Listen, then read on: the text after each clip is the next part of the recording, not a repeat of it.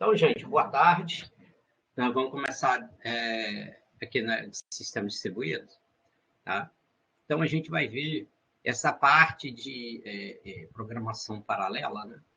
Dentro dessa filosofia de programas e sistemas distribuídos. Tá? Então, aqui, a gente, vamos dizer, está numa outra etapa que, assim, por exemplo, da disciplina, né? Onde vai estar mais voltada, como eu já falei, né, para a computação de alto desempenho, né? Bem chamada, assim, na literatura o pessoal chama HPC, né, que é aquele High Performance Computing.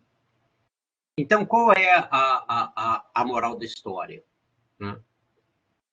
Né? A gente usar, tá, uma plataforma distribuída para fazer computação de alto desempenho. Tá? Então, o que fala aqui, por exemplo, de programação paralela, tá? Então, a forma mais simples, assim dizer, de fazer computação paralela seria uma coisa mais ou menos assim. Ó. Então, suponha que você tem aqui 4 máquinas. Tá? Ué? Por que não está fazendo outro? Né? Pera aí, é porque meu computador aqui está meio ruim. Pera aí. Vamos lá. Vou fazer um outro. Vamos supor que você tenha aqui 4 máquinas, né? Tá. Então, qual é a moral da história? Ao invés de você executar o teu código numa única máquina, por que não quebrar o teu código e fazer em cada uma, um pedaço desse teu código em cada uma dessas máquinas? Então, o que acontece? Se a gente consegue dividir, fazer uma decomposição desse meu problema direitinho, qual é a ideia? Tá? Que, a princípio, tá? Eu leve por volta, né? Se eu tenho aqui, por exemplo, o tempo em uma máquina é X, o que a gente espera é que se eu tenho 4 máquinas, o meu tempo seja X dividido por 4. É lógico, isso aí que eu estou falando, né? Quer dizer, a minha ideia é que eu divida, se eu divido igualmente, tá, o meu problema entre as 4 máquinas, tá, o que a gente espera é que o tempo, se em uma máquina é X, o tempo em 4 seja X dividido por 4. Tá ok? Tá? Isso é o que normalmente a gente... o que se espera, né? Tá? Então, a ideia é que você consiga fazer uma redução, tá, no tempo computacional. Isso, tá, gente? Nesse caso aqui, eu estou supondo que você tem apenas um core de processamento por máquina, né? É óbvio, hoje nós temos máquinas com múltiplos cores, tá? Então, dependendo de como a gente fizer essa decomposição, a gente pode conseguir um tempo menor ainda, né? Porque se aqui eu tenho 4 cores em cada máquina, tá? Em cada uma dessas máquinas, e eu dividir e processar um pedaço em cada um desses cores, quer dizer, eu vou conseguir, em vez de ser 4, eu vou ter 16, né? Beleza? Tá? Então, essa questão da computação de alto desempenho, sim, para programação paralela, né? É principalmente isso, né? A gente ter esse ganho de desempenho. Tá? E dependendo de como eu divido o meu programa, tá? Imagina que você tem um programa, tá? E a quantidade de dados dele Às vezes você tem um problema que é complexo, mas a quantidade de dados dele não é tão, vamos dizer, tão grande assim. Então, dependendo de como você dividir, tá? E dependendo do número de máquinas que você tiver, os teus dados podem caber todo no cache, tá? Ou do processador, né? Que é o L3, ou até no cache do Core, que é o L1. Tá legal? Não sei se vocês já viram isso aqui, né? Quer ver, ó?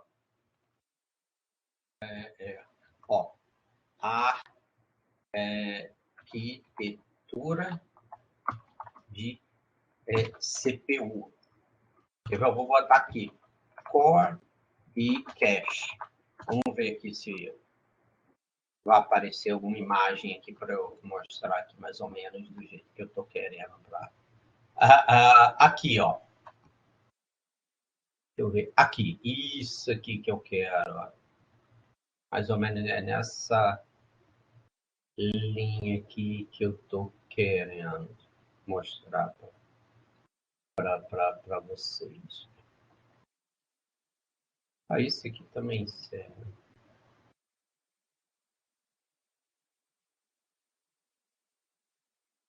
Então, ó, você vê ó, que tem a L3, que é um cache que serve para todos os cores, e tem, por exemplo, aqui o L1, que é o core que está lá dentro mesmo do core, né? Então, é óbvio, quanto mais externo e tal a memória, né, mais tempo leva para ter acesso. Tá? Então, por exemplo, é óbvio que a L1 é mais rápida que o L3 e o L3 é mais rápido que a RAM para o core acessar. Entendeu? Então, o que eu estou querendo dizer com isso? Que se você consegue colocar, dependendo de como você quebrar, a quantidade também de informações que você tiver, né, e a capacidade do processador, você consegue botar em todos os CPUs, né? Você conseguir botar informação ou no L3 ou melhor ainda dentro da L1, você vai ter uma redução maior ainda, que a gente chama uma redução super linear. Por quê? Porque quando você tem acesso, por exemplo, numa máquina só, preste sua atenção, o dado pode estar ou na memória principal ou no cache, ou no swap.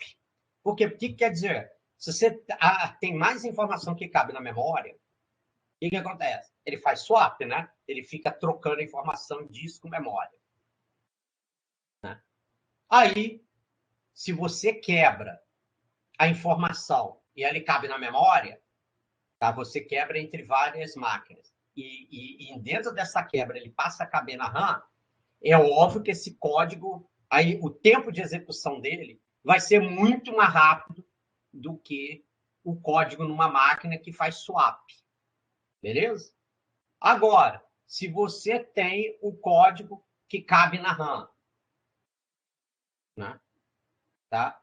E você divide e ele cabe, passa a caber na L3, é óbvio que o código, que esse dividido, né?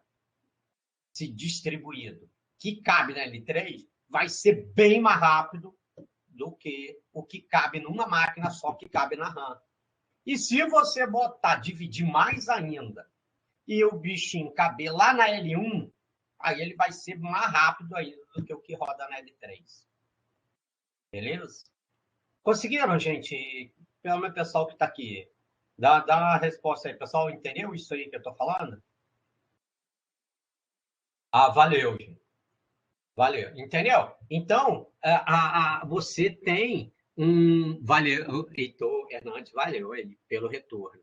Né? Você tem um ganho que pode ser super linear. Ou seja, apesar de eu dividir, por exemplo, por 4, mas se ao invés de estar na memória ele couber no cache, o meu tempo vai ser menor do que x dividido por 4. Por quê? porque o tempo de acesso a cache é bem menor do que na RAM, entendeu? Tá? Então, para você ver, cara, isso eu estou querendo mostrar para vocês que realmente, cara, esse negócio de você dividir no sistema distribuído, cara, você ganha muito, cara, né? Só de você fazer o seguinte. Hoje é comum a gente trabalhar, igual eu falei, né? Big Data, esse negócio, análise de dados, machine learning, essa coisa. Ou seja, você tem uma quantidade de dados muito, muito grande. Né? Então, por exemplo, vamos supor, você tem 64 GB de dados. Cara, mas as tuas máquinas só têm 8 GB de RAM. E a gente sabe que tem uma parte que é para sistema operacional, etc. Pô, mas eu tenho aqui no meu laboratório 10 máquinas, que dá 80 GB. Então, se eu dividir entre elas, o que numa máquina só eu ia precisar ficar fazendo swap, quando eu divido nessas 10 máquinas no laboratório, ela já cabe na RAM. Então, é só isso aí. Meu amigo, a diferença já é brutal. Todo mundo já viu, né? Quando fica fazendo acesso a disco, né? Fazendo swap, como que o sistema fica extremamente lento, né? Todo mundo já viu isso, já sentiu na pele, né? Isso aí, né? Tá ok? Então, só de você já dividir, conseguir fazer ele caber na RAM, já dá um ganho extraordinário, tá? Só nisso aí você já tem um ganho extraordinário. Tá? E fora que você ainda tem o ganho de você também, em vez de você, uma CPU só fazer o trabalho todo, ela vai fazer, por exemplo, um quarto do trabalho. Né? Porque se você dividiu, por exemplo, um quarto, se for por 10, um décimo. Beleza, gente? Então, é interessante. Eu estou falando assim mais para vocês entenderem qual é o interesse, entendeu? Por quê? Porque a gente tem problemas com cada vez mais dados ou cada vez mais complexos. Então, extrapola a capacidade de processamento de um único core, entendeu? A gente tem um programa sequencial que roda num único core, entendeu?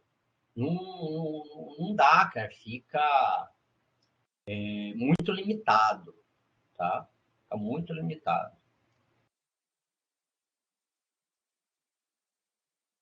Então, vamos lá.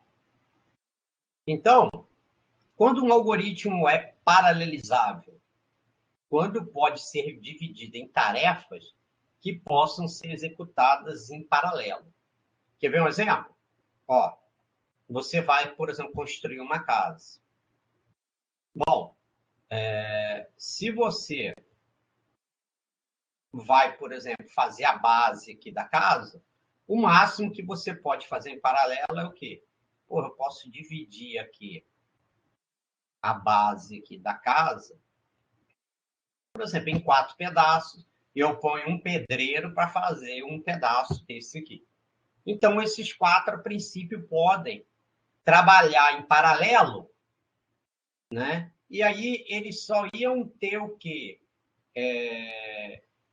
Vamos dizer assim, um trabalhar junto com o outro, ou seja, aqui nesse pedacinho aqui, ó, tá vendo? Nessa interface vertical, tá?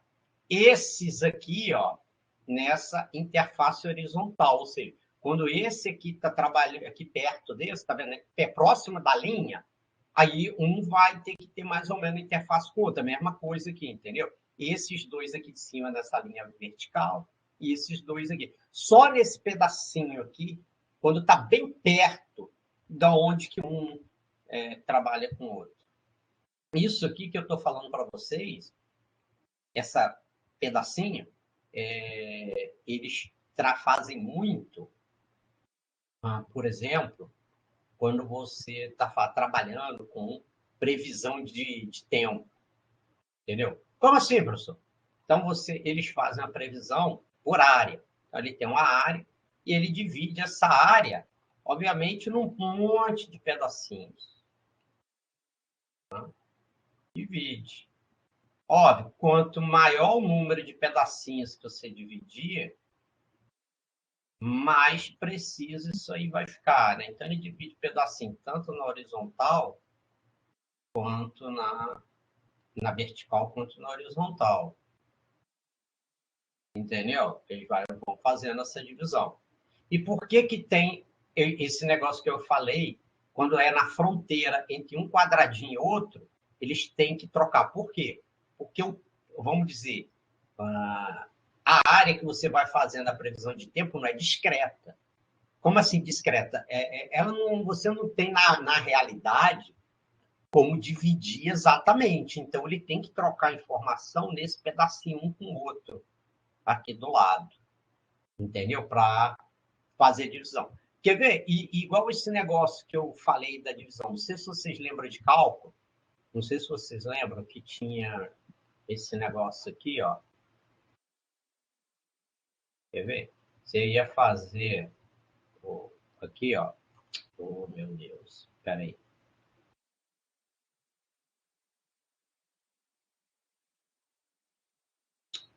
Espera aí, só um minutinho aqui. Suponha que você está fazendo. Não sei se vocês lembram. Isso aqui. Você vai fazer o cálculo da integral. Não sei se vocês lembram que tinha aquele pelo método do trapézio. Que aí você tinha um fator H, que era o fator de discretização que você ia criando aqui. Uns intervalinhos para calcular a integral. Então, o que, que acontece? Quanto menor o fator H, mais preciso é o cálculo da integral, mas também mais conta você tem que fazer. Então, a integral o quê? Você vai calcular para cada pedacinho desse que você vai calcular o trapézio e soma todos eles.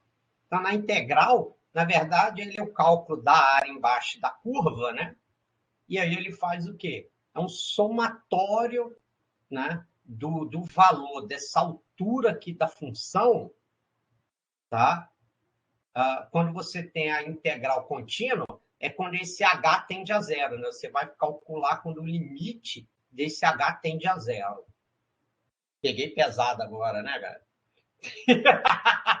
Quando o pessoal lembrar de cálculo, essas coisas assim, o pessoal já fica meio assustado, né? Mas a moral da história, cara, é que a integral contínua seria o quê? Eu vou fazer o cálculo da integral, sei lá, como se fosse aqui pelo método da trapézio, mas quando o h tende a zero, ou seja, o tamanho desse h tende a zero. É quase zero, mas não é, né? Entendeu? Então, aí a soma desses vários trapéziozinhos aqui que estão embaixo dessa curva aqui, tá? Então, você pode dividir. Então, igual aqui no cálculo da integral, se eu dividir, botar aqui o h, vamos dizer, em 100 pedaços, eu posso dar 10 pedaços para cada processador calcular. Se eu tiver 10, eu divido esses 100 pedacinhos por 10, cada um faz 10, e depois é só juntar. Porque que, como é a soma, aí só soma o final. Entendeu? Então, para mostrar que aí você ganha um tempo danado de processamento fazendo essa brincadeira, tá? Bom, então, um exemplo disso aqui. Dado um grafo em um ponto especial, calcular o caminho mínimo deste ponto específico para todos os outros. Por quê? O cálculo, né, de distância, ou seja, do caminho mínimo entre um ponto e qualquer outro deles, um independe do outro. Entendeu? Então, eu posso fazer isso em paralelo, porque um não influencia no outro. Não influencia. Então, é perfeitamente paralelizado. Né? Tá? Agora, qual é um problema que não dá para ser feito de forma paralela de jeito nenhum? Por exemplo, é a sequência de Fibonacci. Por quê? Ó? Vamos lá? Então, deixa eu fazer aqui os quadradinhos de novo. Então, vou fazer um quadradinho aqui, outro quadradinho aqui. Vamos supor que eu tenha 4. Tá, gente? Eu falo normalmente 4, tá, gente? Só para não ficar complicado o entendimento, tá? Então, vamos supor eu quero calcular o Fibonacci de 1000. Então, esse aqui vai fazer o quê? De 1 até 250. Esse aqui iria fazer de 251 a 500. Esse aqui vai fazer de 501 a 750. 500.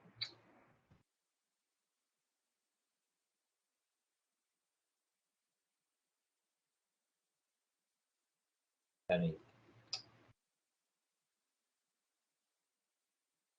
Então, esse aqui ia fazer de 501 a 750. E esse aqui de 751 a 1000. Qual é o problema na série de Fibonacci? Como que você vai calcular o Fibonacci de 251 antes de terminar o 249 e o 250? Por quê? O Fibonacci de um número é a soma dos dois anteriores. Então, eu tenho que esperar esse aqui, né, acabar para depois começar esse. Aí eu tenho que esperar esse daqui acabar para começar esse. Aí eu tenho que esperar esse daqui acabar para começar esse. Aí qual é o problema? Vocês lembram que num sistema distribuído, uma máquina comunica com a outra através de troca de mensagem, através da rede. Certo? Aí o que acontece? Como para esse aqui começar, depende desse terminar, e ainda tem esse tempinho aqui da transmissão, se você for fazer o Fibonacci em paralelo, ele sempre vai ficar pior que o sequencial. Aí você vai falar, pô, professor, me ensinou um negócio que dizia que era bom, que melhorava e tudo mais, e o paralelo distribuído ficou pior que o sequencial.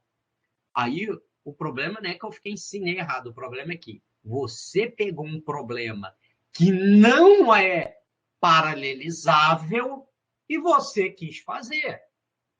Por quê? Esse problema ele é eminentemente sequencial. Não tem como. Qual é a única forma dele andar mais rápido? Você botar na CPU um clock mais rápido. Não tem outro jeito, cara. Não tem outro jeito. Entendeu? Então, qual é o bacana disso aqui? Que não é qualquer problema que você pode paralelizar e nem de qualquer jeito. Por que que isso é legal? Porque isso vai depender o quê? De um ser humano para projetar. Por quê? Que se a partir do momento que isso for capaz de ser automatizado completamente, você já viu, pô, isso aqui eu não dou, já perdi trabalho para fazer isso aqui. Então, todo trabalho que é possível de ser automatizado, acabou. Acabou. Entendeu? Acabou. Tá? Acabou. Então, isso aqui é interessante justamente por causa disso, porque vai depender do ser humano, porque depende muito do problema, do tipo de problema que você vai ter que olhar a cara do bicho, né, do problema e ver como é que você vai paralelizar ele e distribuir. Beleza, gente? Tá? Então, isso aqui é tranquilo. Aqui, um caminho, vamos dizer, eu tenho um gráfico com 10 pontos. Aí eu quero calcular, por exemplo, do ponto 1 para o ponto 2, o menor caminho, do 1 para o 3, 1 para o 4, 1 para o 5, 1 para o 6, 7, 8, 9, 10. Então, beleza. Eu posso fazer, dividir essa quantidade de caminhos entre os processadores e cada um pode fazer uma parte do trabalho que não tem problema, um não afeta o outro. Para calcular um caminho, não depende do outro, entendeu? Não depende, tá? Não depende. Então, com isso aí,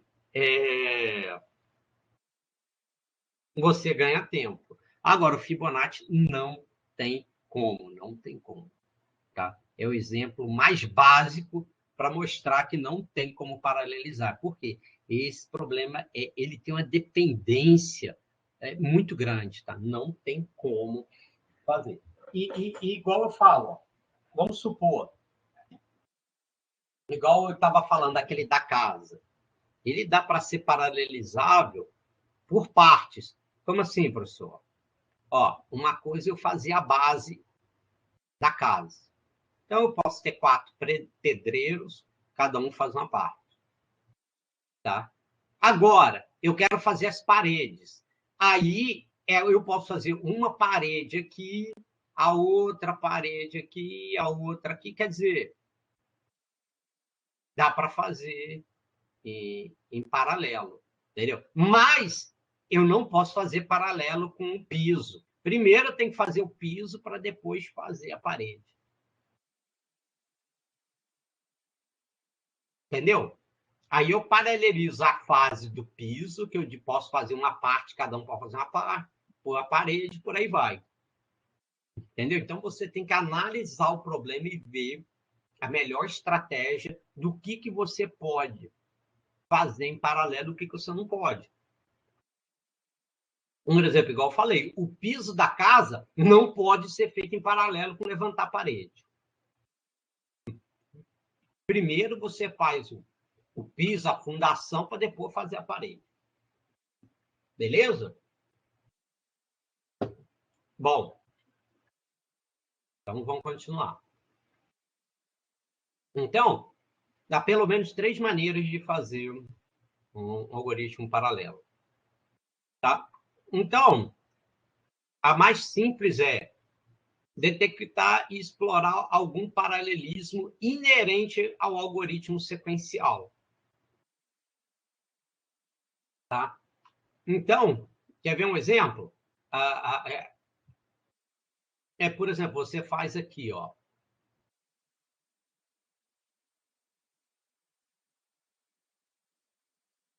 For e em range, né? Agora eu estou fazendo em Python, né? Por exemplo, 10, que eu tenho um vetor, aí eu vou fazer aqui, né? C na posição I recebe A na posição I mais B na posição I. Então, qual é o paralelismo inerente? Se aqui eu tenho 10, né, e eu tiver 10 máquinas, eu divido esse for, cada um faz uma operação dessa aqui, acabou a conversa. Cada um faz só isso aqui, C igual a I mais BI, acabou. Cada um só faz um. Entendeu? Em vez de eu levar 10 loops, 10 loops aqui, né? Eu faço numa lapada só. Tá? Então, é a forma mais simples. O outro é, cria um algoritmo paralelo novo, né? Que possibilita melhor desempenho, necessitando, porém, de reestruturação completa do algoritmo. Né? Então, aí tem que, no caso, montar, por exemplo, uma outra abordagem para resolver, por exemplo, para resolver o mesmo problema. Tá?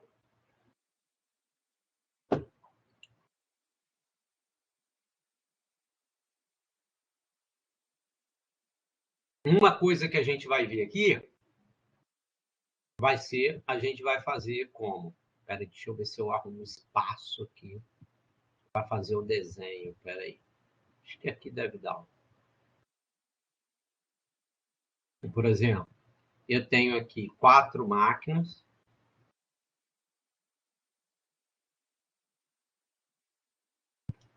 Eu falei, né? Eu estou fazendo 4 para facilitar. Então, cada um faz um pedacinho. Aí, o que acontece? Eu pego essa daqui, ó. Espera aí, deixa eu fazer um quadradinho aqui primeiro. E aí eu faço o seguinte. Eu junto o resultado dessas duas na primeira aqui. Imagina que aqui você tivesse, né? 1, 2, 3 e a 4. Aí eu faço assim, ó. Eu junto o resultado da 1 e 2 na 1 e junto da 3 na 4 na 3. eu junto o resultado delas. Depois vai fazer só um, que vai ser a final. Eu junto o resultado da 1 com a 3. Entendeu? Então, eu vou... quer dizer, você vê que eu reestruturei o código, entendeu? E eles vão fazendo. Isso que é a ideia daquele do 2. Entendeu? Desse aqui que eu estou falando, ó. De criar um algoritmo novo paralelo. E uma outra abordagem é você tem um problema, vamos dizer, que você já resolveu. E você vai resolver um novo problema e fala, rapaz, mas esse problema novo aqui que eu estou resolvendo é muito parecido com esse outro que eu já resolvi. Então, tu só adapta. Entendeu? Tá ali, adaptar outro algoritmo paralelo que resolva o problema similar. Você já tem, então adapta. Tá? Então, essa é uma terceira opção. O que eu também devo levar em conta na hora de um projeto de um algoritmo? O custo da comunicação entre processos em relação ao tempo de execução efetiva. O que quer dizer isso? Presta atenção. Imagina que vai ser um problema que nós vamos atacar aqui ainda hoje. Isso aqui, ó. Você, mais uma vez, eu errei aqui. Você tem 4 máquinas. Aqui, ó. Eu já logo fazer esse quadradinho. 1, 2, 3, 4. Suponha que a gente vai fazer o somatório dos números. Então, eu vou dividir o meu somatório em 4 pedacinhos. Então, por exemplo, se eu quero somar todos os números de 1 a 1000, então, mais uma vez, esse vai ser de 1 a 250, esse aqui de 251 a 500, esse outro aqui de 501 a 750, e esse outro aqui de 751 a 1000. Qual é o problema? Como esse número de 1 a 1000 é pequeno, tá? Para um computador, ainda mais soma, que é a operação básica da CPU, como é só 1000, o que acontece? Você vai levar mais tempo comunicando entre os processadores, os valores, do que efetivamente somando todos os números de 1 a 250, 251 a 500, 501 a 750, 751 a 1000. Entendeu? Tá? Por exemplo, para compensar você fazer isso aqui em paralelo, aí você tem que ter um número muito grande para somar. A gente vai fazer depois esse experimento. Por exemplo, você tem que somar todos os números de 1 até 9999999. Veja, todos os números de 1 até 9.999.999. Aí já começa a compensar você fazer paralelo ao invés de fazer sequencial. Por quê? Porque você fazer de 1 a 1000 é um problema tão simples para um processador, que o valor é tão pequeno, que não compensa você fazer em paralelo. Por quê? O custo da comunicação, ou seja, o tempo que vai levar para comunicar, é mais do tempo que ele leva para somar todos os números de 1 a 250. E é muito pouco, cara. Entendeu? E nesse caso, o problema é muito simples. Então, para ele começar a valer a pena, dado que o problema é simples, eu tenho que ter uma quantidade de dados muito grande. Tá? Tá ok? Tá? Agora, se você já tem um problema complexo, por exemplo, aquele lá do caixeiro viajante. Se você tiver só 100 pontos, cara, já dá uma trabalheira tão grande que compensa fazer em paralelo, por exemplo, porque o número é extremamente grande, então você pode dividir entre um pancadão de máquinas. Por quê? Porque a gente sabe que o número de possibilidades é muito grande, mesmo com uma quantidade de dados pequena. Por quê? Porque a natureza do problema é complexa. Agora, isso aqui é soma, a natureza do problema é simples. Então, para valer a pena, eu tenho que ter uma quantidade de dados muito grande. Beleza? Tá?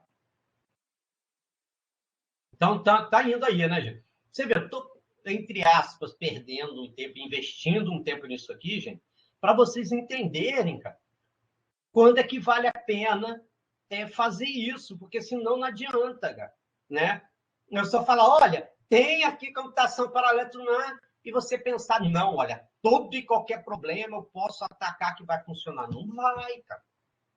Entendeu? É a mesma coisa, um cara que é médico. Não é, tá, a gente vai estudar sim, tem alguns prontos que nós já vamos ver.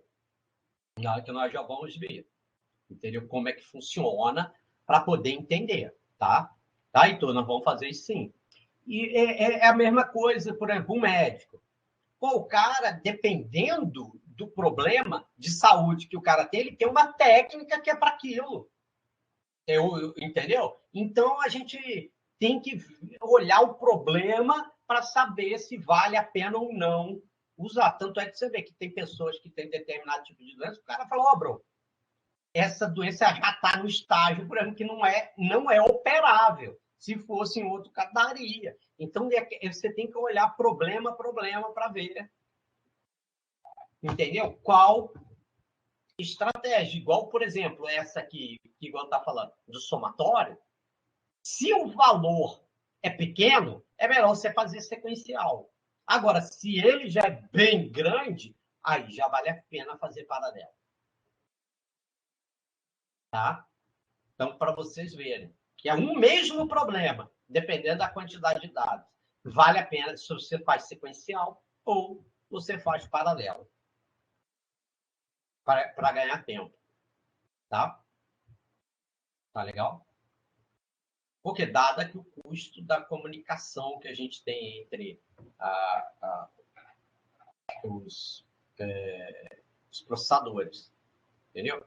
Mesmo que seja numa rede local, que ele leva 1 milissegundo, você tem que ver que o tempo entre o processador e a memória é infinitamente menos que isso.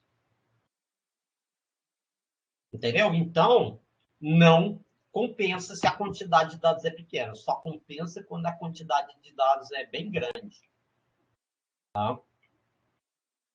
Ou seja, quando eu tenho uma quantidade de dados desse grande, o ganho que eu tenho de tempo processando em paralelo é superior à perda que eu tenho na comunicação. Aí compensa, entendeu? Por quê? Porque ele leva muito mais tempo processando do que comunicando. E, mesmo ele levando mais tempo, como eu dividi, ainda é menor do que fazendo num só. Tá?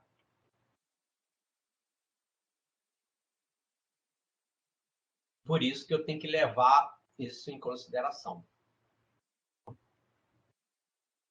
Bom, e outra coisa que eu tenho que ver é a arquitetura no qual se executará o algoritmo, visto que a sua eficiência pode variar de maneira drástica de acordo com o tipo de arquitetura. Por exemplo, se a gente está rodando o nosso código num ambiente igual ao nosso laboratório, que eu tenho um switch, tá? E as máquinas convencional, você vê que ligando com a internet, fecha a internet, é uma coisa. Agora, se eu tenho uma rede como essa aqui, lembra que eu mostrei para vocês na aula passada? Ó?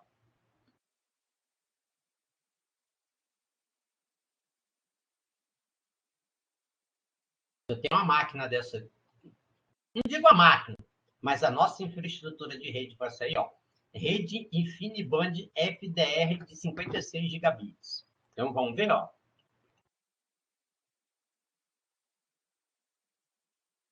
Rapidinho. Oi? Um pouquinho aqui.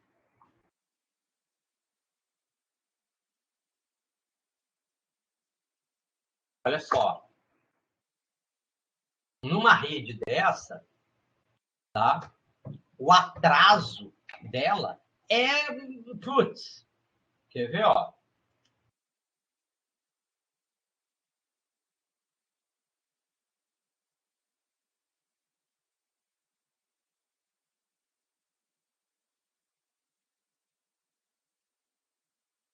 Só pela largura de banda, você vê. Se você tiver uma gigabit de internet, só isso aqui, ela já é 56 vezes mais rápida. Né?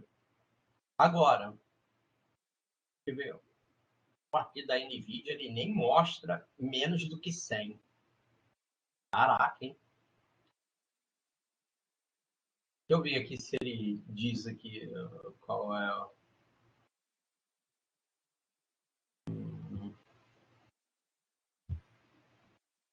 Deixa eu ver aqui. Ele não diz aqui qual é o atraso dela. Quer ver? Deixa eu só fazer então diferente aqui. Tirar aqui escrito... Em vez de botar rede, eu vou botar delay. Vamos ver se ele me diz quanto é que é o atraso dele.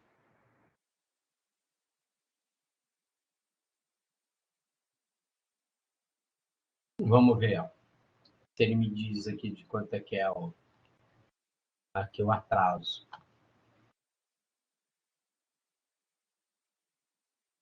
Delay.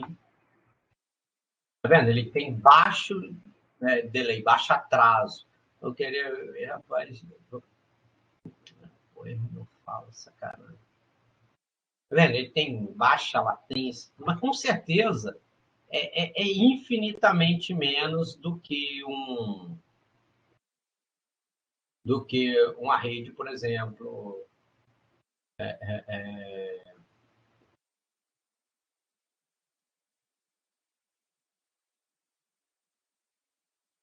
Peraí.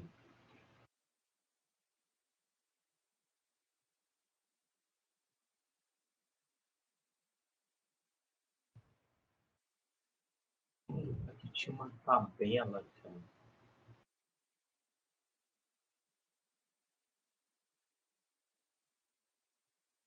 Peraí, deixa eu ver se aqui aparece.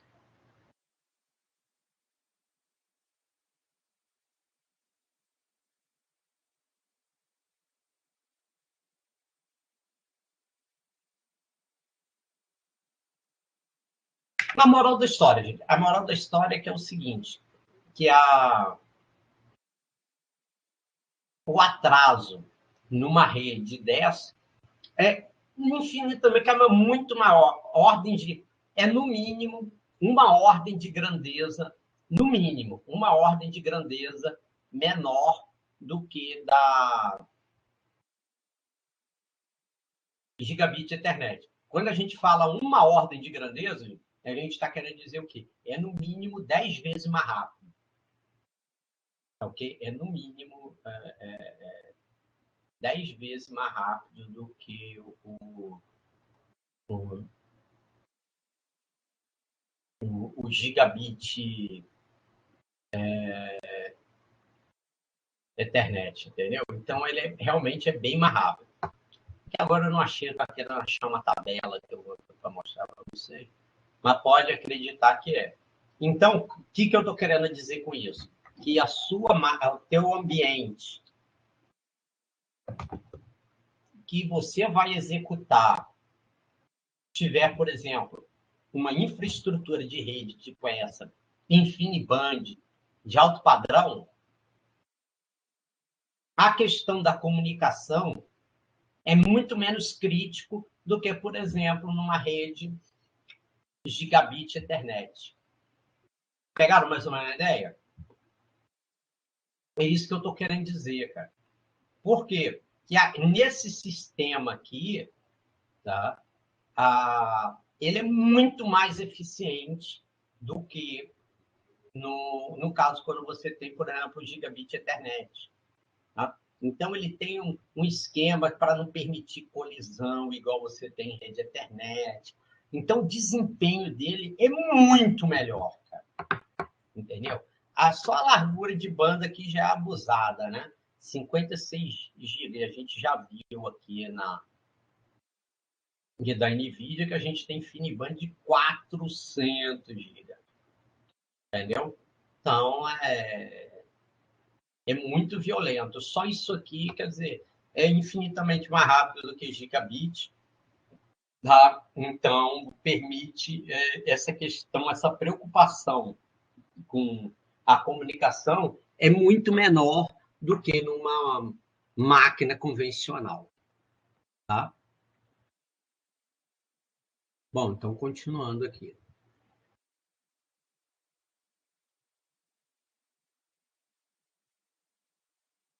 Bom, então a gente deve levar em conta o custo da comunicação entre processos em relação ao tempo de execução efetiva.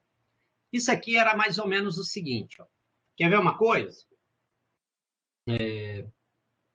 Você pega um ônibus e vai pegar de Palmas para Goiânia, por exemplo.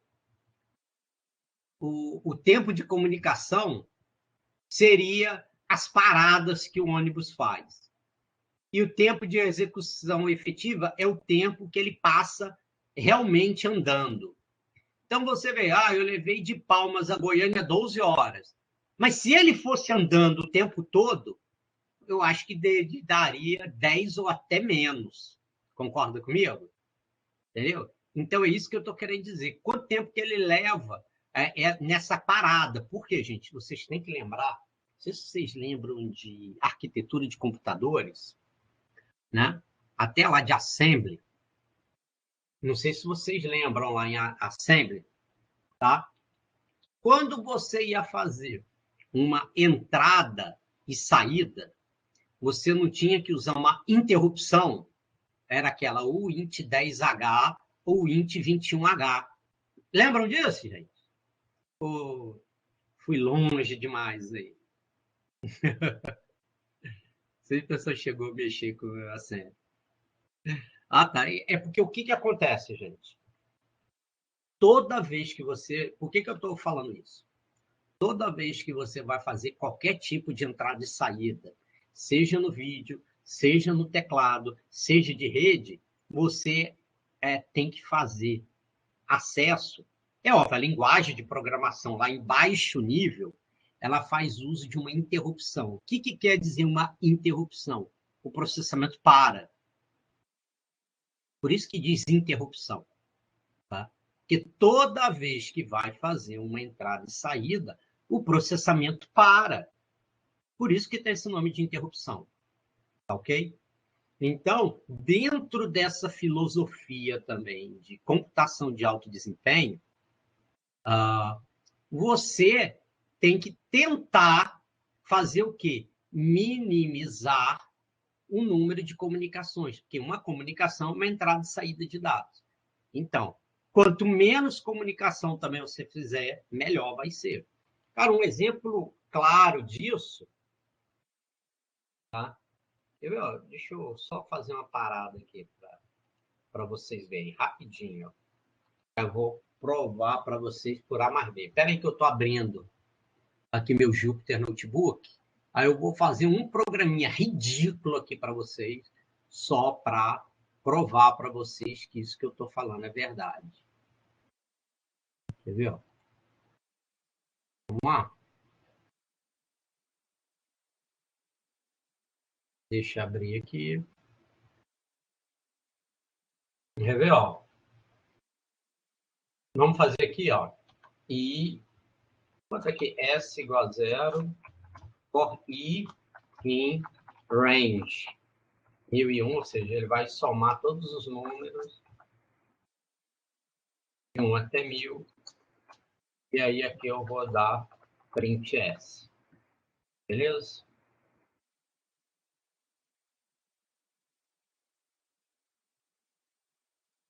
Agora eu vou fazer o mesmo código, só que a cada, dentro do loop, eu vou dar um print.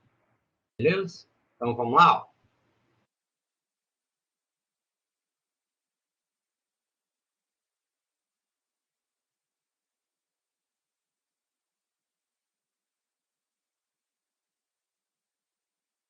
Vamos ver se a gente vai ver o tempo disso aqui.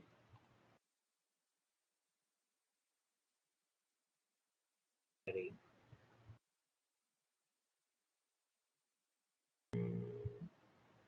Espera aí.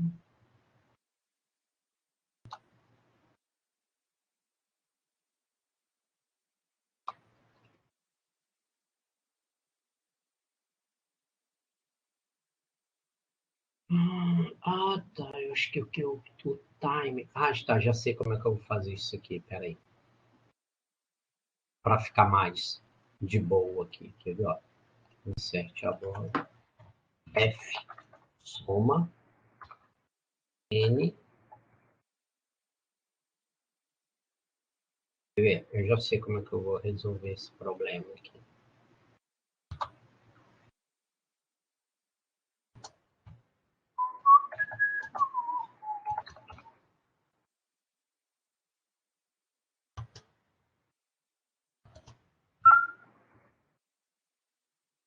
Eu vou botar aqui, ó. Vou botar aqui sim. S recebe soma 1001. Tá? Ele vai chamar essa função aqui que calcula. Aqui eu vou botar N, né? Caraca, bicho, minha máquina tá uma porcaria. E agora, aqui eu vou fazer... aqui, ó. Insert cell above. X, def. Aí eu vou chamar soma 2, porque a única diferença que ele tem é esse print aqui dentro, tá? Ok? Aí vou botar aqui S recebe 0, return S. Aí eu vou botar aqui S recebe soma 2 e 1. Então você vê, ó, na verdade, a única diferença de soma para soma 2 é esse print aqui. Beleza? É a única diferença aqui, é só esse print aqui dentro. Então vamos lá, vou executar. Ó, é tão pequenininho. Deixa eu aumentar aqui, em vez de botar 1001, tá vendo? Quando o número é pequeno demais, ele nem tchuma. Vamos botar aqui, ó. Botar mais 1, 2, 3 zeros aqui. Então, não vai. Quer ver, ó? Vamos lá. Vou rodar ele aqui de novo. 234 milissegundos. Você vê, ele não tem o print S aqui. Agora, eu vou fazer com o print S. Vamos ver quanto tempo que vai levar?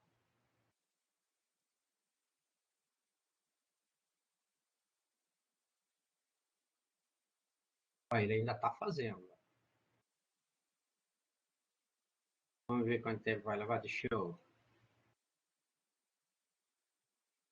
Caraca, meu irmão, tá vendo? Ó, leva tempo demais aí. Agora que acabou. Vamos ver quanto tempo levou. Só porque eu estou fazendo exatamente a mesma coisa. Só que nesse caso ele tem o print S. E ele ainda está fazendo, ó. Caraca, meu irmão, vai demorar pra porra, ó. Tá vendo? Visualmente já dá para sentir que ele demora muito mais, né? Aí, ó, esse levou 234 milissegundos. Tá vendo? Aqui tá o asterisco, ele ainda tá fazendo. Então, isso está mostrando para vocês o quê? Toda vez que faz uma entrada e saída, tá vendo? Aqui no caso, uma saída, que o processador sofre uma interrupção, olha quanto tempo que ele leva mais. Acho que deu para observar, né? Tá vendo? O asterisco é que ele ainda está fazendo. Beleza? Conseguiram ver como essa questão da interrupção de entrada e saída faz diferença? Tá no desempenho? Entendeu? Então, é qualquer tipo de entrada e saída. Tanto faz se for para ler dados, né, do teclado, ler dados de arquivo, acesso a disco, também entrada e saída, acesso à rede, né, enviar ou receber dados através da rede, também entrada e saída. Então, por quê? Que eles fazem uma interrupção no processamento, tá? Então, isso é para mostrar, provar para vocês por A mais B, que sempre quando você faz qualquer operação de entrada e saída, isso leva a uma degradação no desempenho do teu programa. Tá legal? Então, o ideal é você tentar minimizar isso. Sabe qual era uma gambira que uma vez eu já fiz? Eu não tinha muito como fazer isso. Como eu sei que o acesso a disco é muito mais lento do que o acesso à memória, e eu tinha uma máquina com muita memória, o que eu fiz? Eu criei um drive virtual na memória e ele gravava os dados parciais no arquivo, nesse drive virtual da memória. Aí depois, no final, quer dizer, depois que acabou o processamento, aí eu copiava essa informação do drive virtual da memória para o drive físico no disco. Entendeu? Por quê? Você enganar e gravar a informação na memória é mais rápido do que em disco. Entendeu? Então, às vezes, a gente faz umas gambiras aí para poder ganhar tempo, entendeu? Quando eu não tinha como eu fugir dessa questão de ficar gravando os dados parciais em disco, tá? Num arquivo. Aí, o que eu fiz? Porque como normalmente o acesso a disco é mais lento, quer dizer, com SSD já deu uma melhorada, né? Antigamente, quando era disco rígido, convencional, mecânico, né? Era muito mais complicado. Mas mesmo assim, cara, ainda é mais rápido você gravar na memória. Ainda mais agora que a gente já tem memória RAM, DDR4 e por aí vai, né? Então, tem umas placas-mãe aí já com e uns memórias aí com alta largura também de banda. Aí eu acho que ainda compensa, se for uma máquina dessa, você gravar num drive virtual na memória do que gravar em disco, tá? Tá ok? Deixa eu ver que o Vitor está digitando, vamos ver o que é. Aí, ó, já tem até DDR5 para. Rapaz, para você ver, então, a velocidade é outro padrão, né, cara? Tá? Então, já fica. Às vezes pode compensar. Ah, bacana. Legal, valeu aí pela dica aí, Vitor. Entendeu? Então você vê que aqui compensa, às vezes, você criar um disco virtual na memória e gravar a informação lá, às vezes, do que no disco, né? Às vezes você tem uma máquina que tem bastante memória e como normalmente a gente grava informação parcial de acompanhamento de dados do teu código conforme ele vai executando, você vai salvar em arquivo texto, normalmente não fica um trem grandão, é absurdo, aí dá para você gravar num drive virtual na memória. Eu já fiz isso, tá? E isso aqui da arquitetura a gente já falou, né? Uma coisa que a gente deve levar em conta também é a granularidade das tarefas. O que quer dizer granularidade? Como é que eu vou quebrar ela? Entendeu? Quando eu tenho uma granularidade que a gente chama grossa, quer dizer o quê? Eu vou quebrar minha tarefa exatamente pelo número de processadores. Entendeu? Tem situações que o cara fala granularidade média, eu quebro ele num, numa quantidade, tá? Que maior do que o número de máquinas. E fina, quando é muito maior, tá, do que a quantidade de máquinas. E aí, dependendo do caso, vale a pena você fazer isso. Tá? Tá ok? Então, por exemplo, a gente vai ver isso, por exemplo, de granularidade fina, que eu vou dividir o meu problema numa quantidade bem maior que o número de processadores, quando eu preciso fazer balanceamento de carga. Como assim, professor? Imagina e você ter uma rede onde as máquinas são heterogêneas, ou seja, tem processadores diferentes. Em condições normais de temperatura e pressão, se você der o mesmo programa, com a mesma quantidade de dados, para rodar num i7, e você vai rodar, por exemplo, no i3, por exemplo, é óbvio que você espera que no i7 vai rodar mais rápido do que no i3, em condições normais. Tá? Então, qual é a moral da história? Eu divido num número bem maior do que o número de máquinas. Para quê? Para eu ir dando tarefa para as máquinas mais rápidas. Por quê? E se eu der a mesma tarefa, o mesmo tamanho, igualzinho para todo mundo, é óbvio que o i7, por exemplo, ia acabar primeiro, ia ficar esperando os outros à toa, sem trabalhar. Então, não é melhor eu quebrar em pedaços menores e, conforme ele termina uma tarefa, eu vou dando mais para ele. Então, a ideia é o quê? Que eu dê mais tarefas, a princípio, para o i7 do que para o i3, entendeu? Outra coisa também que pode acontecer é se eu tenho máquinas que elas estão sobre carga diferente.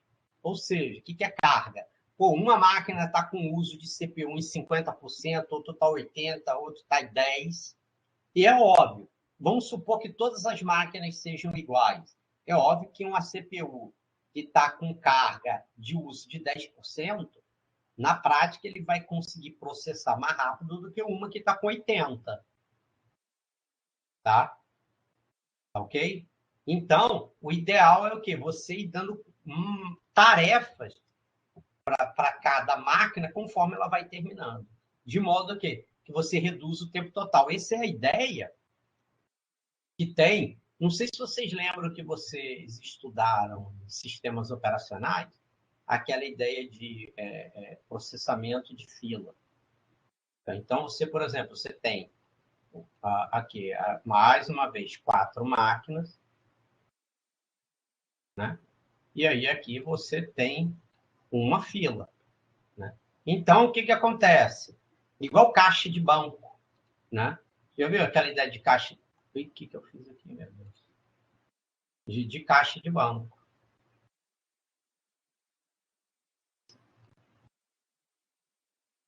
Né? Então, qual é a ideia do caixa do banco? O cara acaba, você manda, ó, esse aqui acabou um cliente, manda outra. E é uma fila única. Então, conforme vai acabando, você manda, entendeu? Então, tanto é que a ideia da fila do banco é para minimizar o tempo médio de espera na fila, entendeu? Para poder ser executado, entendeu? Por quê? Se tem várias filas, pô, você cai atrás de um cara que está com um mundo de documentos, tu se lascou, entendeu? Então, por isso que a ideia é essa. Tá? É igual você tem os 4 caixas de banco, você tem uma fila e conforme o cara vai acabando, vai dando outra tarefa, ou seja, outra pessoa que está na fila vai sendo atendida. Tá? Tá ok? Aí você tem uma granularidade fina, você quebra a tarefa por um número bem maior do que o número de caras. E por que fala que é heterogêneo? Porque, por exemplo, igual uma pessoa que está na fila aqui para ser atendido, né? Cada um tem uma quantidade de operações que ela vai realizar, entendeu? Então, às vezes, chega um cara de uma empresa, chega com a sacola dele, com um monte de trem. Talvez tem uma pessoa que tem uma tarefa só, ele só vai fazer um saque, ou só um depósito, entendeu? Então, a fila única, ela otimiza, Então, aí você tem a distribuição da carga entre os elementos processadores. Então, cada caixa do banco seria um processador. E cada pessoa aqui na fila é uma tarefa que tem que ser processada. Tá? Não, vamos dizer assim, essa que seria a ideia. Tá? E também ver a necessidade de realização de sincronismo. Porque em determinados momentos, tá? Todos os processadores necessitam ou possuir a mesma informação, ou alguma informação em comum, ou simplesmente passar ou eu receber, trocar alguma informação. Aí tem que ver como é que vai fazer isso aí de modo a otimizar o processo. Tá? A gente tem tipos de paralelismo, que é paralelismo de dados, onde que eu vou dividir os dados em partes iguais, e cada tarefa executa uma série de processamento, pode ser igual ou diferente sobre esses dados, e a localidade dos dados é parte essencial do algoritmo. Então, aqui, ó, um exemplo. Cálculos da média de temperatura em um estado. Então, eu posso dividir, ó, o processador 1. Tá, esse aqui é do jogo de xadrez. Quer ver? Eu posso dividir a média de temperaturas entre cada processador e cada um processo. Procurar pessoas com mais de 65 anos em uma população. Então, cada um procura ver quantas tem e depois indica no final. Outra coisa, jogo de xadrez. Eu tenho a lista de possíveis movimentos e cada processador pode tratar uma. Então, o processador trata o movimento 1, o 3, o 2 e o 5, o processador 4, o movimento 3 e 8, o 5, 4, 6 e 7, por aí vai. Tá, tá ok? Então, a história é essa. Tá? Então, você pode dividir as tarefas aqui, os dados entre os processadores. Agora, paralelismo funcional, ele primeiro divide se a computação a ser feita e só depois se preocupa com os dados. Então, cada tarefa executa processamento diferente para resolver um problema. Tá? E a tarefa ela pode ser executada também, cada tarefa, né? Sobre o mesmo dado ou dados diferentes. E se os dados são independentes, a decomposição é completa, ou seja, se um depende do outro. Né? Caso contrário, comunicação deve ser feita. Então, aqui tem um exemplo, né? Modelagem de um ecossistema, onde cada programa calcula a população de um determinado grupo que depende do vizinho. Então, o processador 1 faz da planta, o 2 do herbívoro, o 3 do carnívoro, e o 4 de decompositores. Então, a função que é feita em cada um é diferente da outra. Tá? Tá? Então, nesse caso aqui.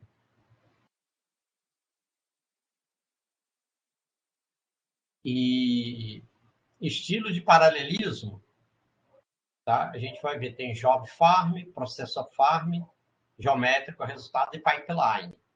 Então, o job farm é quando você manda o processo para as tarefas e eles não têm nenhuma forma de colaboração, também conhecido como computação embaraçosamente paralela. Como assim, por exemplo? Compactação de diferentes arquivos de dados. Então, cada um compacta cada um dos arquivos, e não precisa trocar informação entre eles. Renderização de diversas imagens diferentes. Então, cada processador pode renderizar ou uma imagem ou um conjunto de imagens que uma influencia no outro, por exemplo. Aí por aí vai. Tá? Já o processo farm caracteriza pela existência de um processador mestre, que é o que controla e que supervisiona um grupo de processadores escravos. Hoje em dia, para ser politicamente correto, tem gente que, em vez de ter essa questão de mestre e escravo, eles chamam aqui o que seria o mestre de supervisor, né? Em vez de escravo, trabalhadores. Tá? Não, assim, em vez de ser master e slave, seria supervisor e trabalhadores. Tá? Então, porque a ideia do mestre é aquele cara que supervisiona, que faz, que controla, e os escravos são os que trabalham.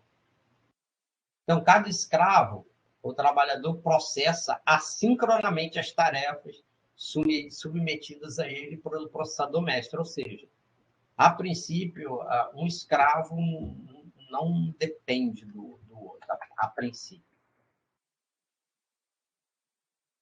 Esse modelo também é conhecido como paralelismo pela pauta, visto que é definido o conjunto de tarefas pauta e, a partir daí, são distribuídas as tarefas pelo processador mestre aos escravos.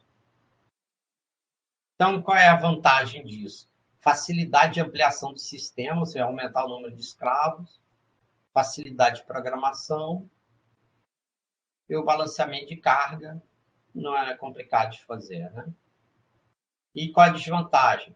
Possível sobrecarga de comunicação, justamente no mestre, por isso que é gargalo no mestre, né? Porque, dependendo da quantidade de escravo que você tem, pode ficar grande demais para um mestre só controlar. Tá? Ok? Então, um exemplo aqui é aquele que eu já mostrei, né? Cálculo do somatório. Né? O mestre passa para eles qual é a parte que eles têm que somar e ele faz. E devolve depois o resultado para ele. Também paralelizar, né, diversas técnicas de inteligência computacional, programação matemática, busca de informações em uma única massa de dados e tal. Aí depende de como que você trabalha. Em algumas situações, o mestre também pode, dependendo se a supervisão dele não é complicada, ele também pode trabalhar junto com os escravos para ajudar. E se o trabalho dele de supervisão já for mais complicado, aí ele não trabalha. Tá? Já esse geométrico de resultado é semelhante ao anterior, onde que a divisão do conjunto de dados a serem trabalhados é dividida igualmente entre todos os processadores e cada processador executa uma cópia do programa completo. Porém, obviamente, um subconjunto de dados que ele vai dividir, né? Tá? E esse pipeline, cada processador é responsável por um tipo específico de trabalho. Então, cada um faz uma tarefa diferente, ou seja, não tem nenhum paralelismo dentro da tarefa, mas ela faz. Olha, então, seria o seguinte, aqui cada um faz um pedaço, então, ó, esse começa, e esse aqui está esperando. Mas aí, depois que isso aqui começa a rodar, aí isso começa a ser feito em paralelo. Também isso normalmente é menos utilizado, esse aqui, tipo de pipeline. Tá? Então, para finalizar esse conjunto aqui de slides, para a gente ver uma coisa mais prática agora, é o quê? Durante o desenvolvimento do algoritmo paralelo, deve-se procurar escolher o estilo de paralelismo mais natural, né, para o problema. Desenvolver o algoritmo utilizando o método de programação mais natural estilo pode-se, às vezes, conseguir resultado não satisfatório. Aí tem que tentar arrumar um algoritmo mais eficiente. Ou também pode utilizar métodos definidos na literatura. Tá? Agora, para a gente começar a parte mais prática, agora vamos começar aqui. Agora nós vamos começar a ver exemplos práticos aqui. tá? Gente, vamos fazer aqui, só para eu pegar uma água aqui, vamos fazer um break aqui só de 5 minutinhos, tá? Vou interromper aqui a gravação. Então, aqui, vamos só explicar aqui rapidamente, aqui, de novo, ó.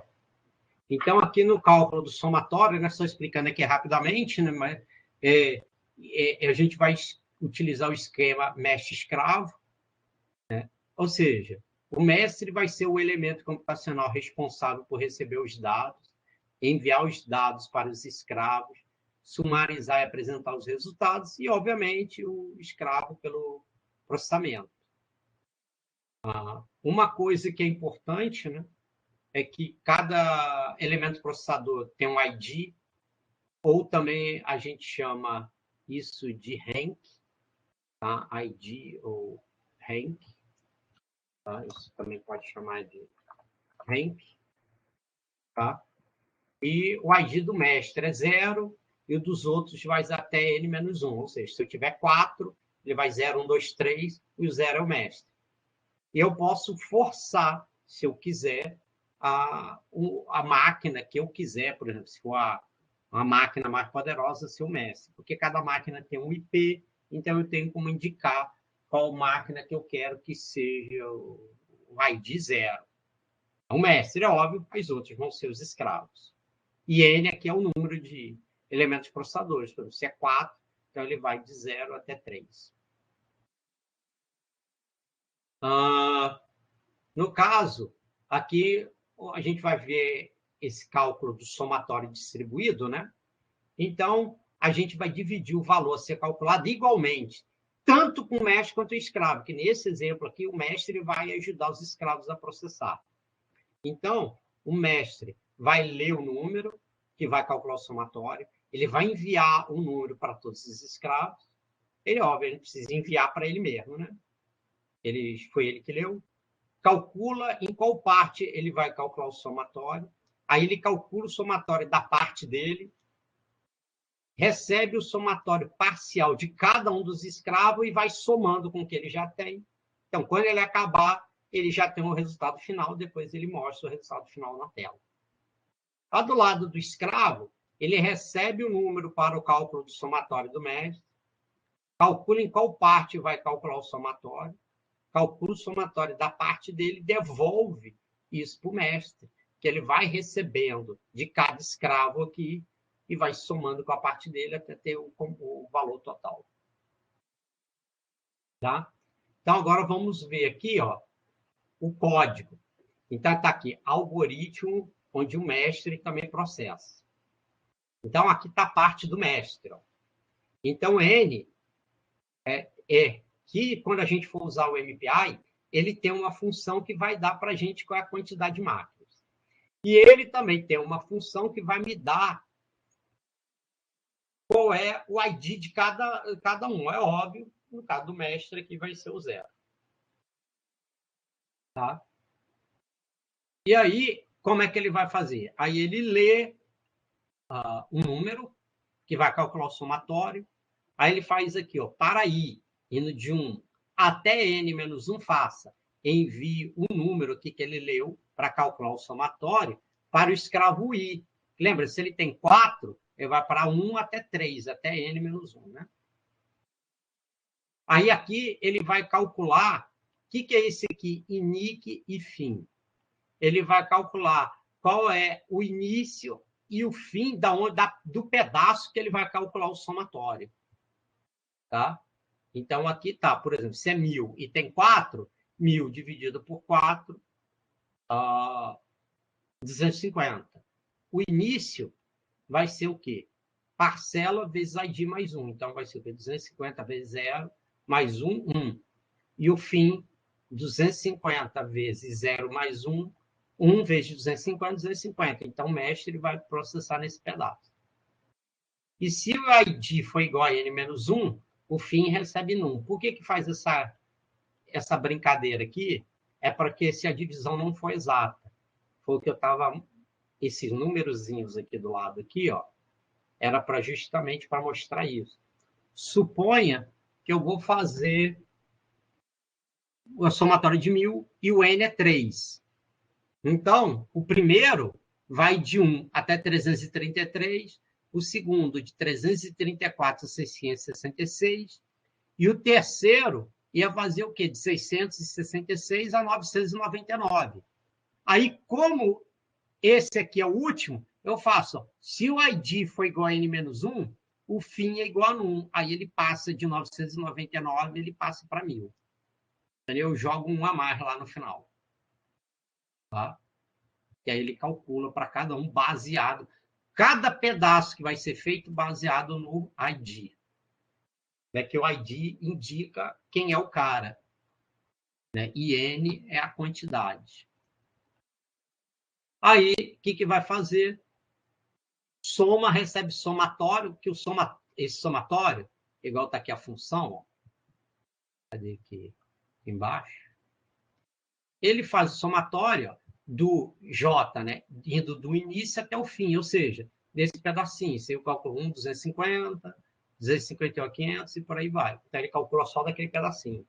Tá vendo? Ele calcula, o S retorna. Aí, aqui no mestre.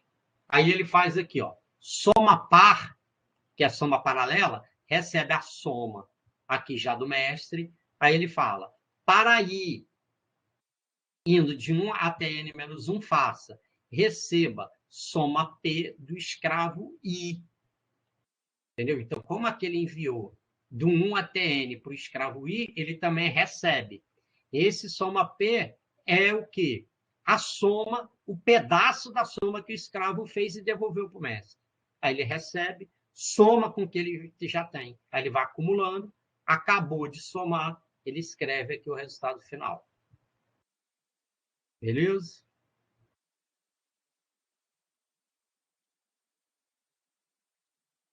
Aí ele escreve o resultado final. Já do lado do escravo, é bem simples. Ó.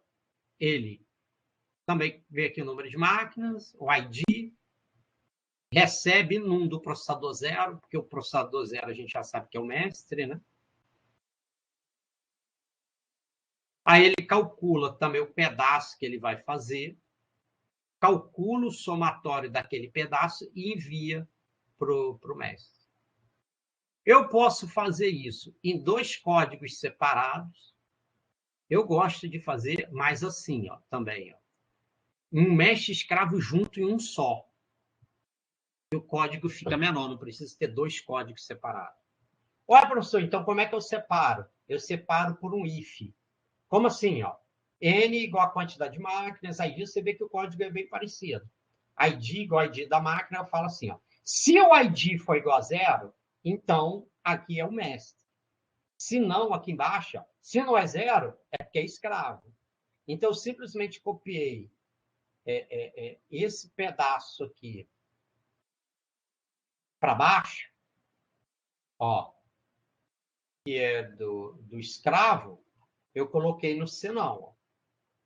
Aqui, ó. Coloquei aqui no senão. E esse outro resto aqui, ó, todo aqui, ó, daqui para baixo, ó, leia num, até aqui embaixo, escreva a soma par, eu botei no if, no CID igual a 0, que é parte do mestre. Só isso. Entendeu o que eu fiz? Tá? Entendeu? Porque eu só faço, eu juntei os dois num código só, aí ele sabe se é o mestre, se o ID é igual a 0, e se for, obviamente, diferente de 0, porque ele é escravo.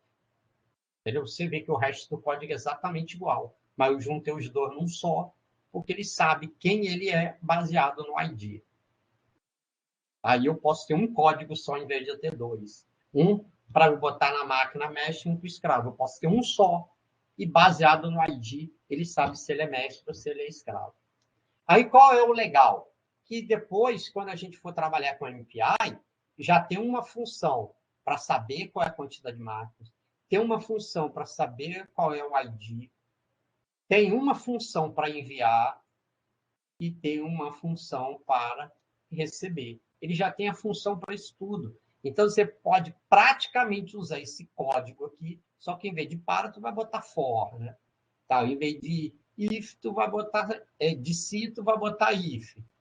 mas o código vai ser exatamente igual a esse. É só trocar a função. É óbvio que eu vou dizer para você qual é a função que eu tenho para saber quantas máquinas tem no meu sistema. É tal. Qual é a máquina para eu saber o ID? É essa. Qual é o comando para enviar? É esse. Qual é o comando para receber? É esse. Acabou. Só você botar aqui no local pronto. O algoritmo, o código já está pronto. Tá? Já está pronto. Ok? Por quê? Que quando você usa MPI entre as máquinas, por quê? Que normalmente, quando você está usando na prática, você tem um arquivinho que você indica o IP das máquinas. Tá? Então, ele já sabe quais são as máquinas que vão estar no teu sistema distribuído que você quer levar em consideração, tá? E aí ele cria um middleware automaticamente entre essas máquinas, e aí cada uma já sabe qual é o ID dela. Então, é tranquilo demais. Quer dizer, isso para a gente fica natural, é transparente, você não precisa se preocupar com isso, tá? Não precisa se preocupar. Tá? Ele já cria isso aí para a gente.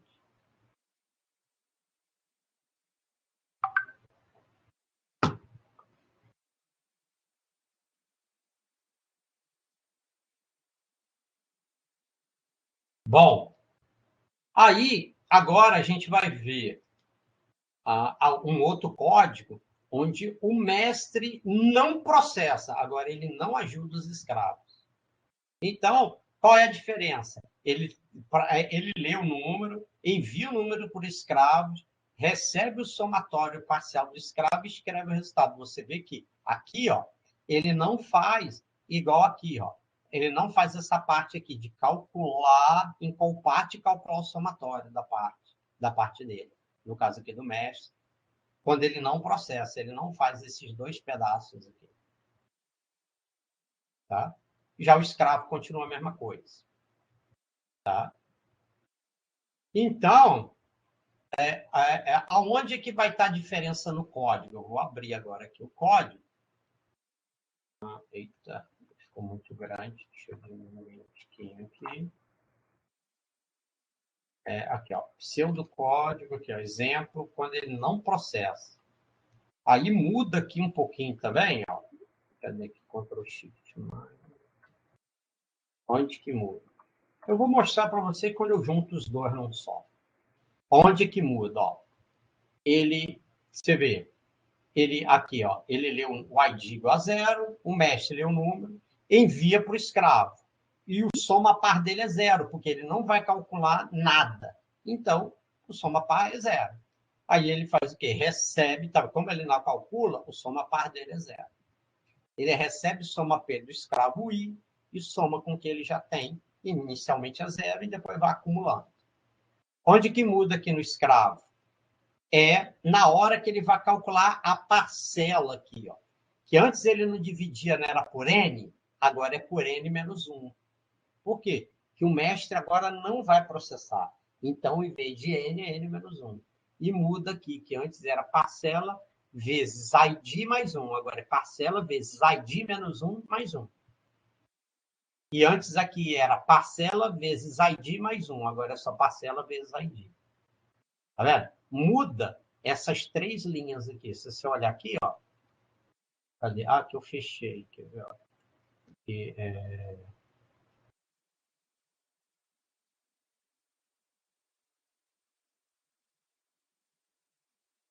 de onde o mesh processo. Deixa eu ver aqui, ó. Aqui na parte do escravo, do sinal. Ó, aqui, quando o mesh processa, ele é dividido por N, parcela vezes ID mais 1, parcela vezes ID mais 1, porque aqui o mestre processa ajudando o escravo. Quando o mestre não processa, aí você vê que muda. É N menos 1, tu vê, só muda aqui, ó, em relação a esse aqui, ó. Tá vendo? Muda aqui. Beleza, gente? Tá? Então, aí aqui mudou como é que ele vai calcular qual é o pedacinho que ele vai fazer. Mas o resto continua tudo igual. Então, cada escravo faz o pedacinho dele, devolve para o mestre só sumariza o finalzinho e acabou a conversa. Tá? Tá ok? Então, é assim que vai fazer a brincadeira. Bom, antes de continuar, gente, como é que está indo até aí? Tá indo tranquilo? Tá?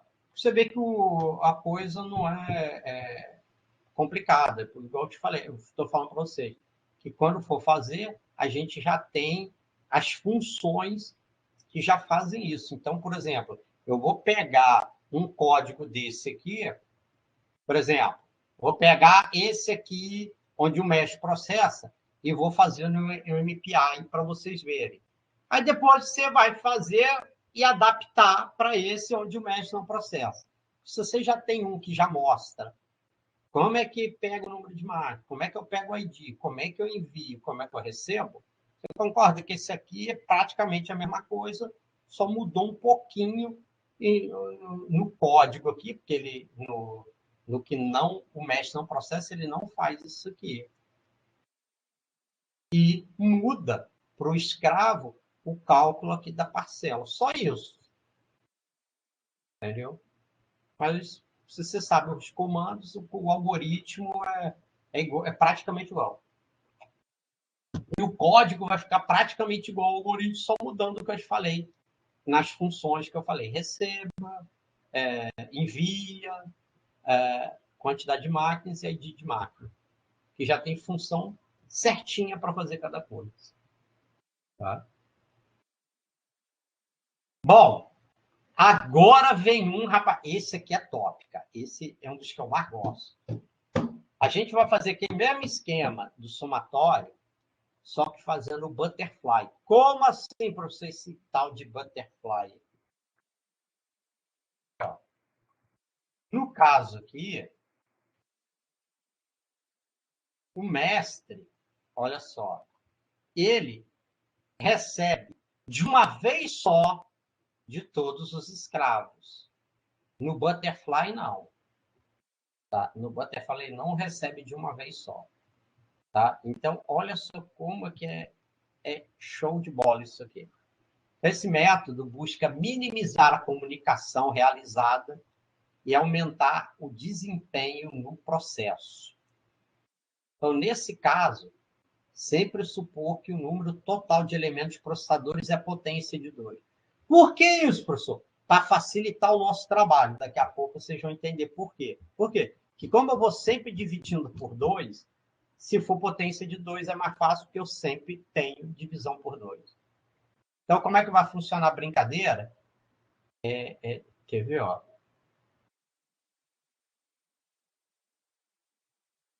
Ele vai funcionar assim. Ó.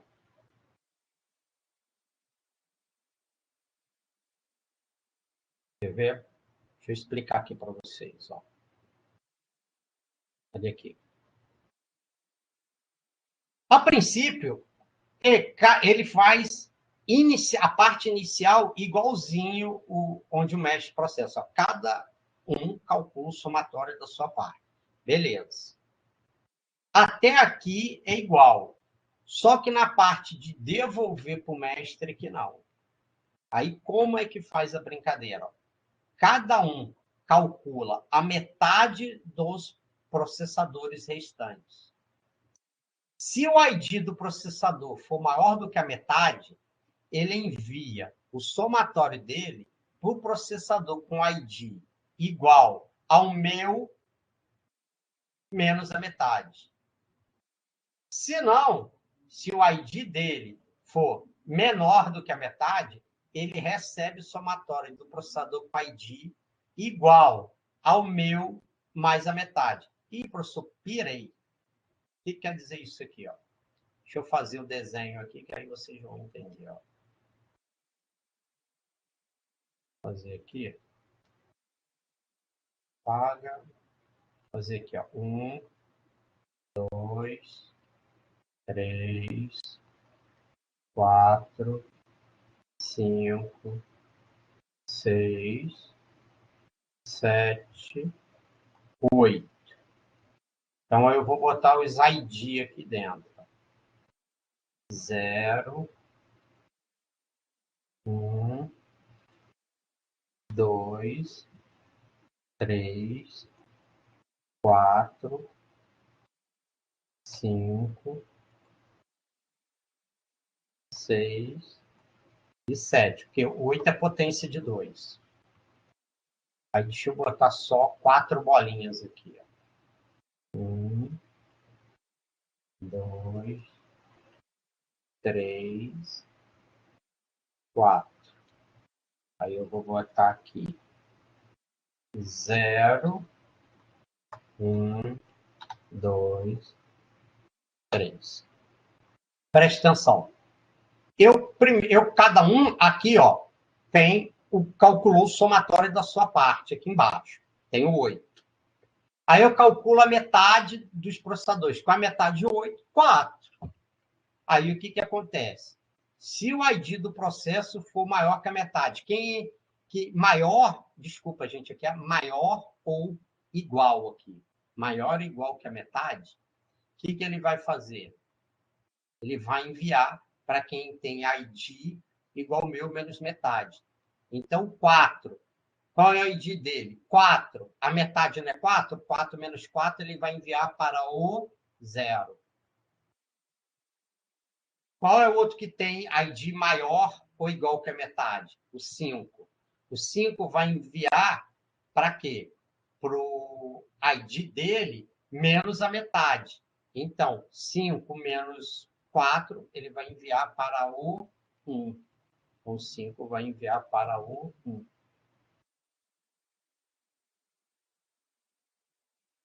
Outro que tem ID maior que a metade, que é 4. Maior ou igual que a metade, o 6. O 6 vai enviar por quê? Para o ID dele, 6 menos 4, ele envia para o 2. O 7, que tem ID maior ou igual que a metade, ele vai pegar o 7, 7 menos 4, ele envia para o 3. Tá? É que é maior ou igual. Se não, quem é que tem ID menor ou menor que a metade? 0, 1, 2 e 3. Então, 0 recebe de quem? Do ID dele, 0, mais a metade, que é 4, ele recebe do 4 aqui, ó. O 0 recebe do 4. O 1 recebe do quem? 1, que é o ID dele, mais a metade recebe do 5. Aqui, ó, 1 recebe do 5. O 2 vai receber o quê? 2 mais 4, 6, que é a metade. Depois ele faz o quê? O 3 recebe do 7, que é o quê? 3 mais 4 do 7. Aí ele faz o quê? Metade é 4. É maior que 1? É. Ele vai para o passo 2, que é o quê? Calcula a metade do processador restante. 4 dividido por 2 agora é 2. Então, vai fazer o quê aqui? Faz outra bolinha aqui e outra bolinha aqui. Então, vai sobrar quem aqui agora? O 0 e o 1. Aí ele calcula a metade. A metade do 4 é 2. Aí, se o ID do processador for maior ou igual que a metade, que é 2, é quem? 2 e 3. Então, o 2 vai enviar o quê? 2 menos 2, que é a metade agora, envia para o 0. Então, 2 envia para o 0. E o 3 envia para o 1, que é 3 menos 2, envia para o 1. E quem tem ID menor que metade, o 0, 0 mais 2 recebe do 2, e 1 recebe do 3, que é 1 mais 2 recebe do 3. Aí a metade é 2. É maior que 1? É. Aí ele calcula a metade. A metade do 2 é 1. Aí só vai sobrar o 0 aqui. É o mestre. Então, o que ele faz? Quem tem ID maior ou igual que 1? 1. Então, 1 envia para quem? 1 menos 1, 0. E o 0 recebe de quem? 0 mais 1, 1. Então, o 0 recebe do 1. A metade é 1. É maior que 1? Não, pare. Então, você vê que a soma ela foi subindo até chegar no 0. Por quê? Porque quando ele recebe o 4, os 4 enviou para o 0 pegou a soma que ele tinha e soma com a do 4 que ele recebeu. O 1 soma o que ele já tinha com a do 5 que chegou. O 2 soma a dele com a do 6 que chegou. O 3 soma o dele com o 7 que chegou. Quando for para o próximo passo, ó, o 2 envia para o 0, aí o 0 soma o dele com o 2 que chegou.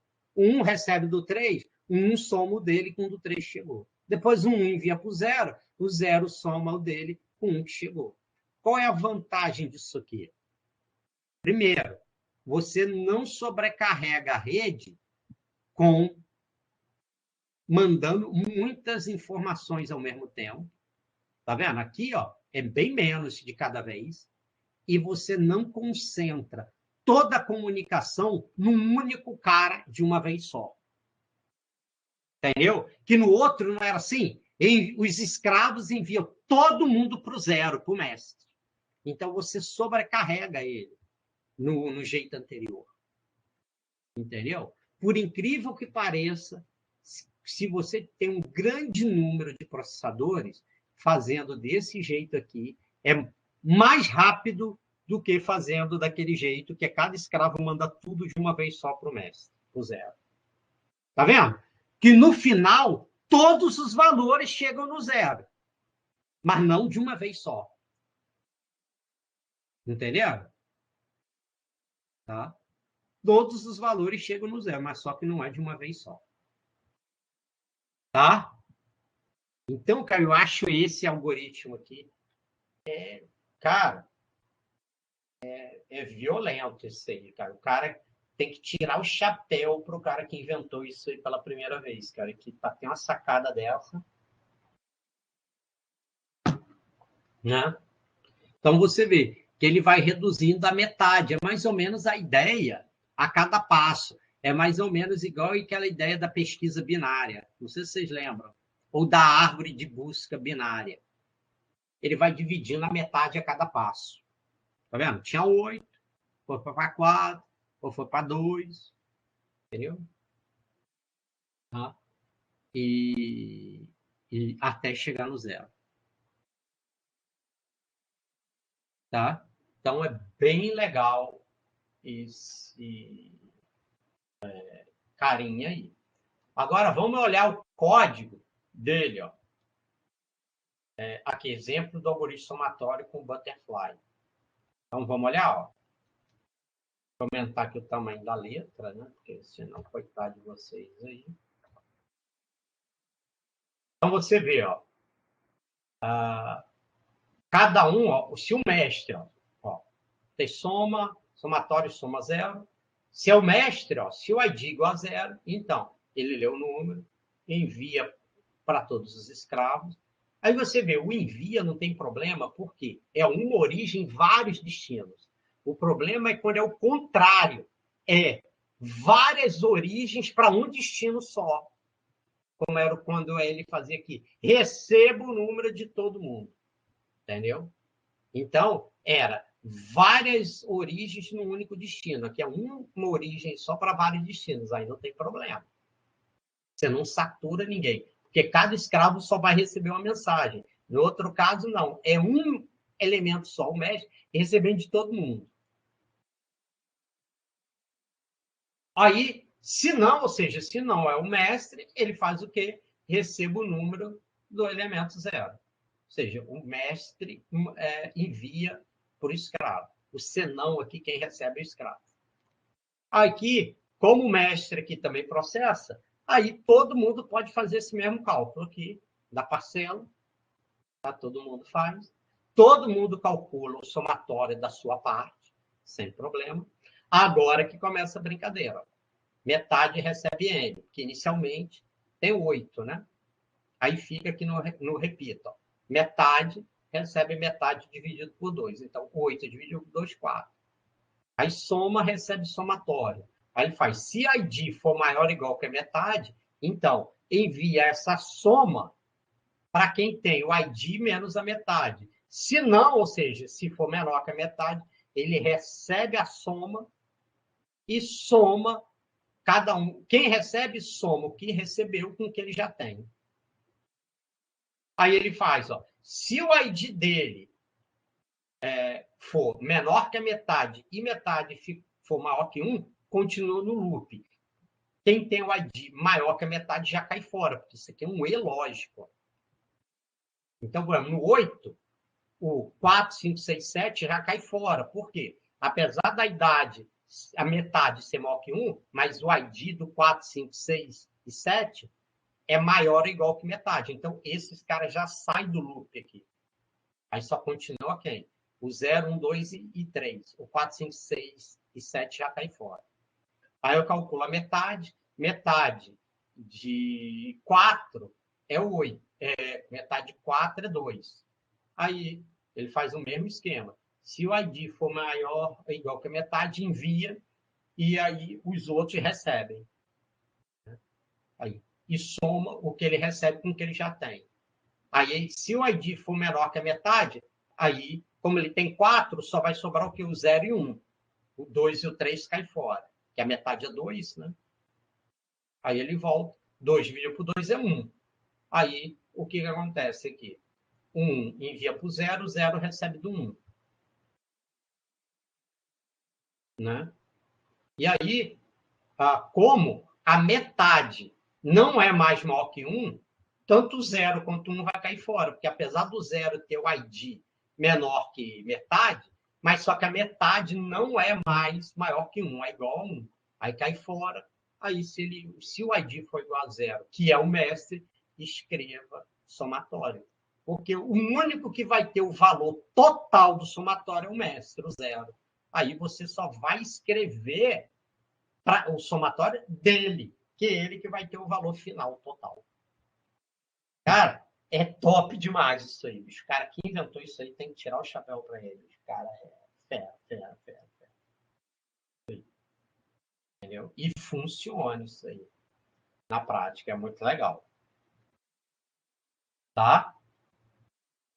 E aí, gente, entenderam? É bacana isso aí, cara. E funciona mesmo. Se você for rastrear, funciona. E depois vocês vão implementar isso na prática, vocês vão ver, cara. Funciona mesmo. Aí, o que nós vamos fazer na aula que vem? Só falta ver mais um algoritmo desse e nós vou ensinar para vocês para implementar, a gente instalar o MPI, que aí a gente vai programar em Python, entendeu? E já começar a fazer. Aí, qual é o legal, gente? Que o MPI, mesmo que você tenha uma máquina só, a gente vai simular ele distribuído. E depois, para ter realmente distribuído, que aí eu já vou ver lá no laboratório para conseguir a senha lá do administrador, aí nós vamos realmente implementar distribuído lá nas máquinas do laboratório, tá? Aí nós vamos fazer. Aí vocês vão ver ele distribuído real mesmo, em várias máquinas físicas diferentes. Tá? Nós vamos implementar isso lá para vocês verem o negócio funcionando mesmo. Aí nós vamos pegar ali pelo menos umas 4 máquinas, que aí vocês vão ver ele distribuindo entre as 4 máquinas. Entendeu? Vocês vão ver que o trem funciona mesmo, de verdade mesmo. Tá legal, gente? Tá? Então, de conteúdo para hoje, era isso aí. Aí eu vou interromper aqui a gravação.